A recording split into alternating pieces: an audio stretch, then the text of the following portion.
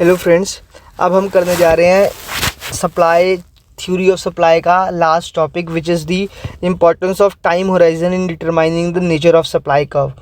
ठीक है, supply curve का नेचर जानने के लिए हमें डिफरेंट टाइम होराइजन में क्या उसका नेचर होता है सप्लाई कर्व का, वो हम जान रहे हैं। ठीक है, सो मतलब मैंने सारा ना सप्लाई कर्व इसमें फिनिश करवा दिया है, ऑलमोस्ट सब कुछ है जो मैंने आपको elasticity method of price elasticity supply का दूसरा मेथड कराना है, ज्योमेट्रिक मेथड, बट वो I think that is not part और it is not relevant I guess because it is used at a very advanced level. So I think उतनी ज़रूरत नहीं है अभी, बट मैं ज़रूर करवाऊँगा वो, क्योंकि it is important to know each and everything, एक नॉलेज तो हमें लेनी चाहिए। सो अब मैं करवाने जा रहा हूँ importance of time horizon in determining the nature of supply curve. So let's begin with the topic. Time period does not affect the nature of supply curve in the following manner. ठीक है, वो कह रहा है कि time period जो है वो इफेक्ट नहीं करती सप्लाई कर्व को, है ना, इन दी फॉलोइंग मैनर। पहला है वेरी शॉर्ट पीरियड और मार्केट पीरियड।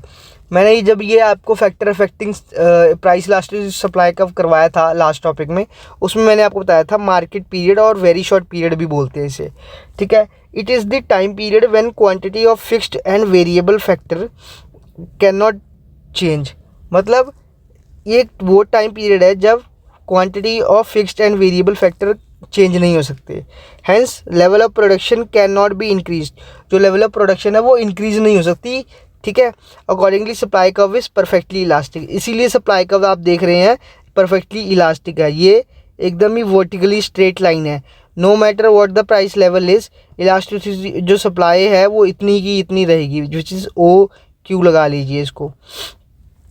ठीक है, क्यों ऐसा हो रहा है? क्योंकि इस टाइम पीरियड में क्वांटिटी जो फिक्स्ड फैक्टर है और वेरिएबल फैक्टर है दोनों चेंज नहीं हो सकते, दोनों ही फिक्स्ड रहते हैं हमेशा।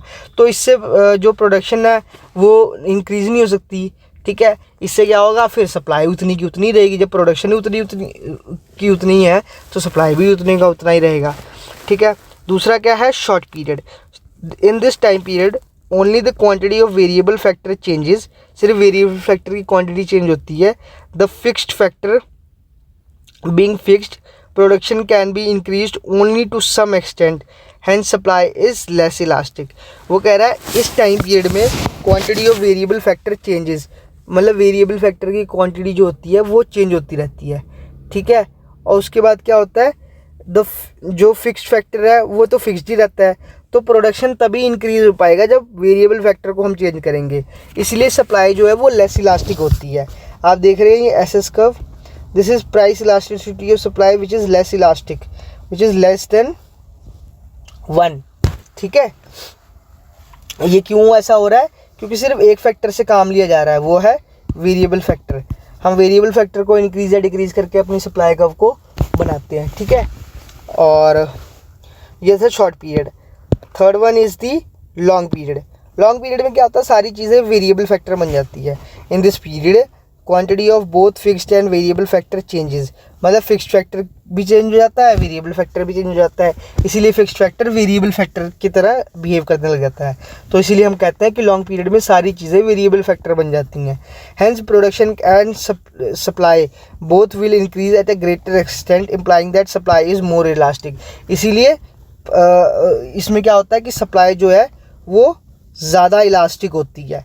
ठीक है, बहुत ज़्यादा इलास्टिक होती है ड्यू टू बिकॉज यहाँ पे वेरिएबल फैक्टर भी इंक्रीज़ होता है और फिक्स्ड फैक्टर भी इंक्रीज़ होता है।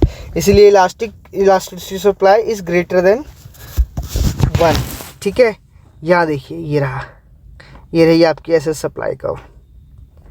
ठीक है, सो आई होप आपको ये कवर्ड हो गया होगा, ये लेसन समझ में आ गया होगा।